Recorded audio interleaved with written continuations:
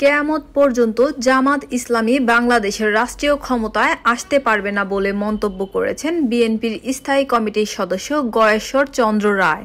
রবিবার দুপুরে মুন্সিগঞ্জের শ্রীনগর উপজেলায় বিএনপির কেন্দ্রীয় নির্বাহী কমিটির স্বেচ্ছাসেবক বিষয়ক সম্পাদক মীর শরফত আলী শুপুর নিজ বাড়িতে আয়োজিত এক অনুষ্ঠানে তিনি একথা বলেন। গয়েশ্বর রায় বলেন, জামাতের যেসব দাবি সেগুলো নির্বাচনী প্রক্রিয়া বাধাগ্রস্ত করতেই করা হচ্ছে।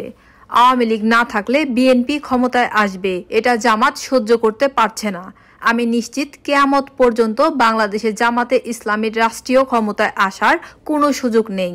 অনুষ্ঠানে উপস্থিত ছিলেন বিএনপির কেন্দ্রীয় নির্বাহী কমিটির যুগ্ম মহাসচিব অ্যাডভোকেট আব্দুস সালাম আজাদ, স্বেচ্ছাসেবক বিষয়ক সম্পাদক মীর শরফত আলী শুপু, মুন্সিগঞ্জ জেলা বিএনপির আহ্বায়ক সদস্য আওলাদ হোসেন উজ্জ্বল ও জসিম মোল্লা, শ্রীনগর ইউনিয়ন পরিষদের চেয়ারম্যান তাজুল ইসলাম, বিএনপি নেতা নুরুজ্জামান শিকদার, জেলা নারী ও শিশু অধিকার ফোরামের সাংগঠনিক সম্পাদক মাহমুদ হাসান ফাহাদ সহ বিএনপি ও অঙ্গ সংগঠনের নেতাকর্মীরা।